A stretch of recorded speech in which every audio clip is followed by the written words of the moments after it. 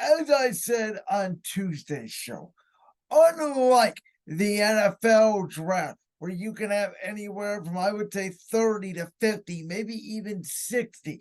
That's for all the rounds, right? First, second, third, fourth, fifth, sixth, seventh round picks producing. And, you can do a lot of film study. And these kids have had 3 years of college, and we kind of know who they are coming into the league. And the fact that rookies, whether it's quarterbacks, receivers, defensive linemen, running backs, corners, linebackers, they can make an impact almost immediately.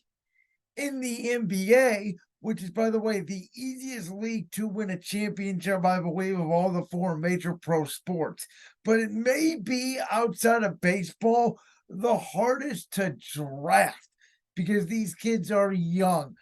They come in either from the G League, which has become a legitimate, and some, people prefer it over playing college basketball. And as we talked about this year, when it came to March Madness, a lot of the top prospects in the draft were either overseas or playing in the G League. So you have overseas, you have the international talent, you have the people that are playing in the G League. You have some very good, some very high talented college prospects in there as well.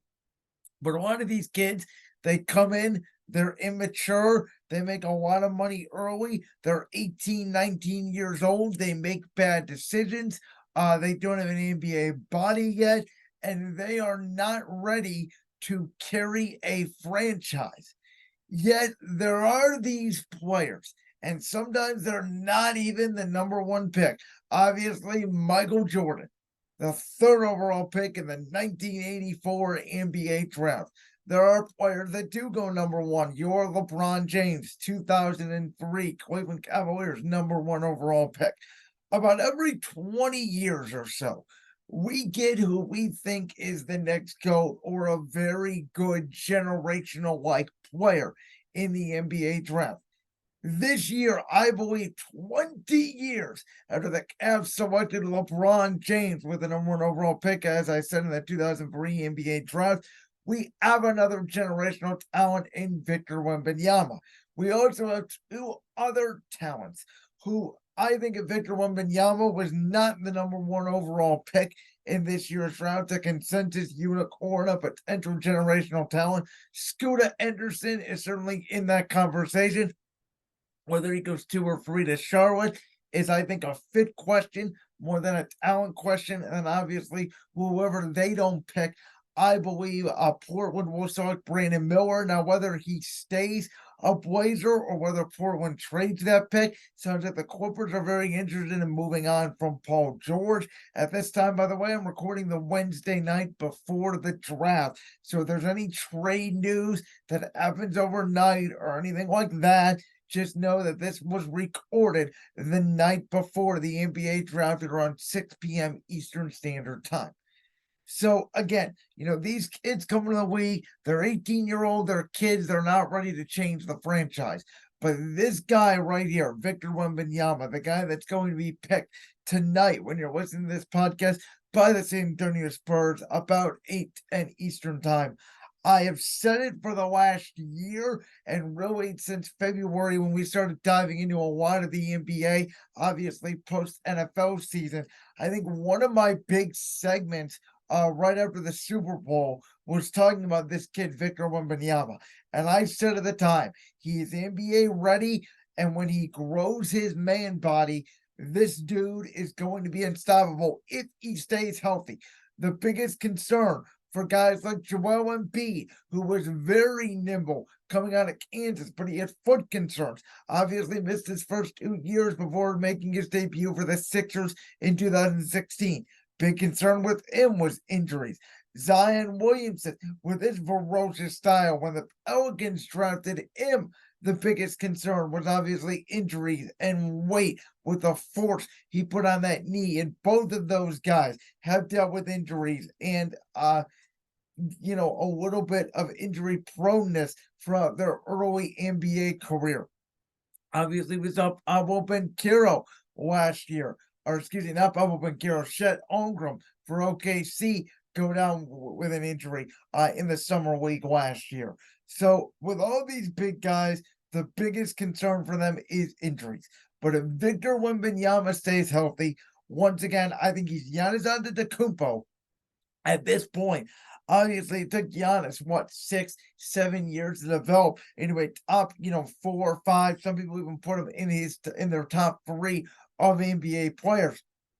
Giannis was not Giannis when he debuted for the Bucks. Obviously, Kawhi Leonard was not Kawhi Leonard when he debuted for the Spurs. LeBron James wasn't even that guy, LeBron James, when he debuted for the Cavs.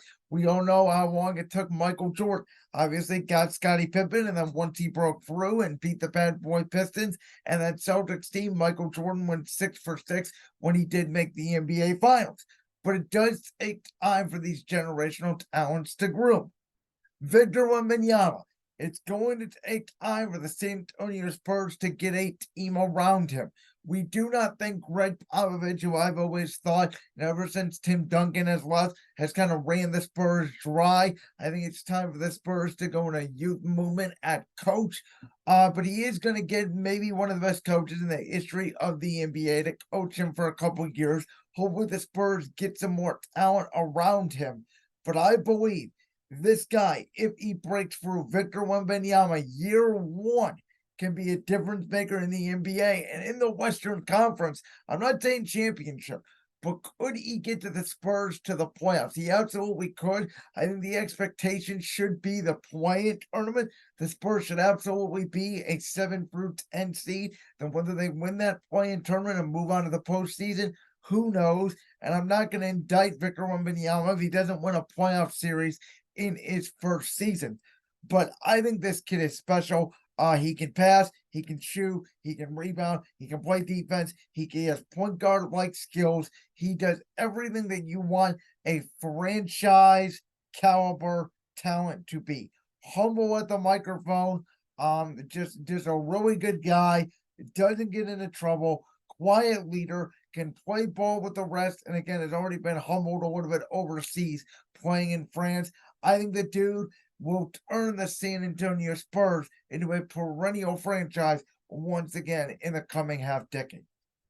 Now, the debate at number 2 or number 3, as I mentioned, comes from the forward with Brandon Miller. We all know the trouble he got in at Alabama. We know he has some baggage, but he was by far the best player in college basketball this year, even if Alabama did not win that crazy March Madness tournament. And then there is Scoot Henderson, who I believe is a carbon copy of Ja Morant. Now, we all know Ja Morant's issues off the field, and as I said on Tuesday, I thought 25-game suspension was fair, and we here at Britain's World hope Ja Morant can get his life back together, and Ja Morant can stay out of trouble, and Ja Morant can stay on the court, because when Ja Morant is on the court, Ja Morant, for me, is a top 3 watch in the NBA. And by the way, Victor Wembanyama, he's not even in the league yet, and I think he's going to be a top 3 to top 5 draw next year in the NBA. Scooter Henderson has that same athletic ability. He can shoot like crazy. He can play the 1, he can play the 2 at his size between 6'6" and 6'8". He can also play the 3. Again, point guard handles, can jump like crazy, can shoot, very athletic. Just think of a bigger Ja Morant. That is Scoot Henderson. The question is, do you pair that with LaMelo Ball? Because we all know LaMelo Ball is sort of a Trae Young light, Steph Curry light type player where he can really shoot the ball, he can distribute, but he does need the ball in his hands. Charlotte obviously has a new owner. Do they want to make the splash? And do they want to put a dynamic backcourt together? And as I said in the NBA, we're seeing it now with Donovan Mitchell, Darius Garland.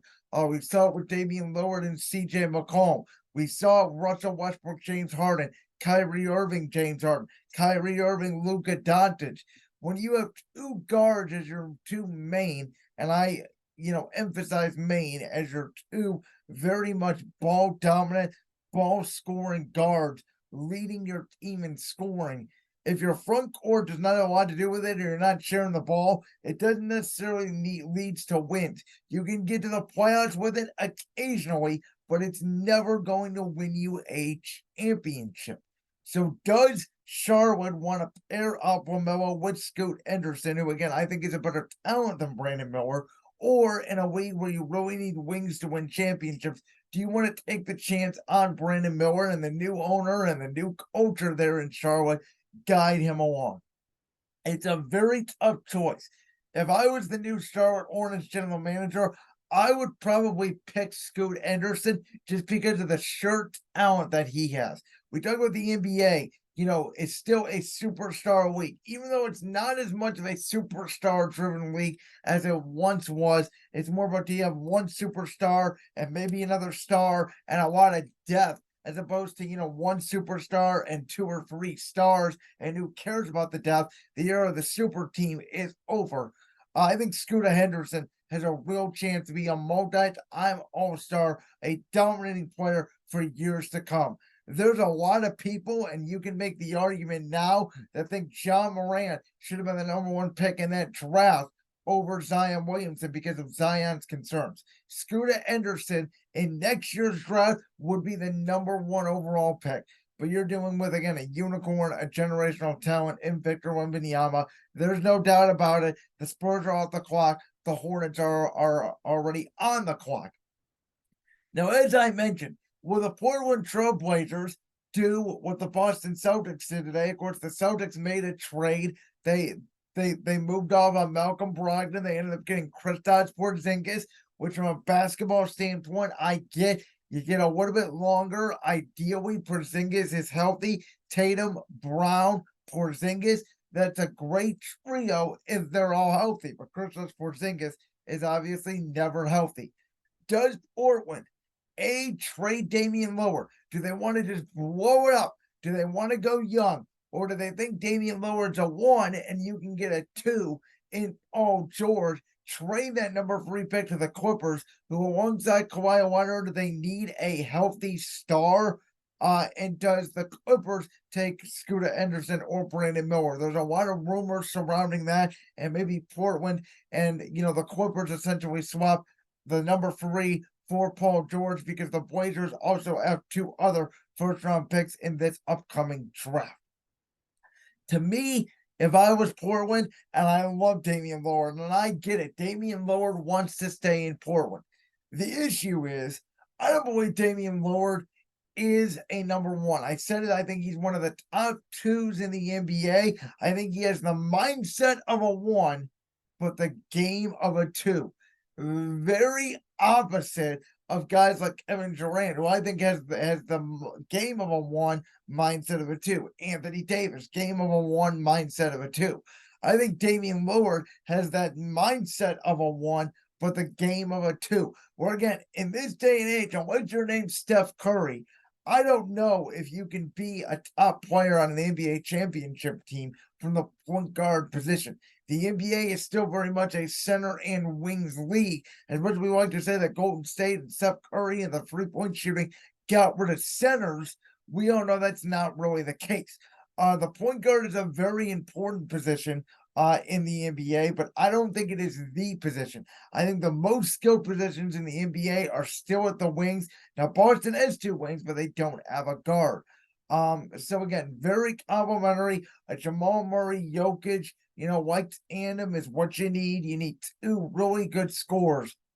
But I don't think Damian Lillard and Paul George are enough to win a championship. Neither do I think it's Damian Lillard and Scoot Henderson or Damian Lillard and Brandon Miller, which is why maybe you try to trade Damian Lillard for another pick and you can get 2 picks. You shred the salary and you can start rebuilding that way if you're Portland. To me, that's really enticing. Again, knowing Damian Lillard is age 33, age 34, age 35. The worst thing you want to do in the NBA is get trapped with an aging superstar with a contract that you can't get out of. And I can see Portland being trapped with Damian Lillard and an injury-prone Paul George. Clippers-wise, I would get it, right? Kawhi Leonard's always hurt. Paul George is always hurt. You bring in the young guy, whether it's Miller, who again I think is a very good game. I think Brandon Miller has a chance to be a productive scorer and a very good player in the NBA. I don't think he's going to be a superstar. I don't think he's going to be a star. I think he's going to be a very good player that could be a number 3 on a championship team. Again, when he matures, when he grows that man body. Scoot Henderson, Victor Wembanyama, I both believe can be number 1s on a championship team. Victor Wembanyama, I think, could be, rookie of the year right there with Scoot Henderson. I don't think you can go wrong with either of these two kids. Now, I'm not going to talk about the rest of the NBA draft. The NBA draft, as I mentioned, is such a crapshoot. There's so many players, so many different needs that team needs. And as I mentioned, there's a lot more miss rate when it comes to the top picks in the NBA rather than the NFL, because in the NBA, you don't get a gist of a lot of these guys, whether they're one and dones in college or whether they are overseas or whether they're in the G League. At 18, 19 years old, we change. My personality has changed from 3 or 4 years ago. My likes, my dislikes, my interests, my voice, my eating habits, my living situation. I mean, everything changes for you when you are a teenager. That's a lot of pressure to put a lot of money in the hands of these kids very early. I think the way Victor Wembanyama, the way Scoot Henderson has answered interviews really impresses me. And I don't love the way that Brandon Miller said that Paul George is his GOAT, because we all know Paul George is not the GOAT. But I hope you do enjoy the NBA draft. Again, I don't go in depth with it as much as the NFL, just because there are so many moving parts and there's not as much of impactful players. But the NBA draft is very important, because how do we get guys like LeBron? How do we get guys like Giannis? How do we get guys, like Steph Curry? How do we get guys like Joel Embiid, Kevin Durant, Kawhi Leonard? Sometimes these guys are in the mid rounds, but yet they grow up, they mature, they become superstars. You like that clip from the Brand's World Podcast? If so, make sure you go down there and hit that subscribe button.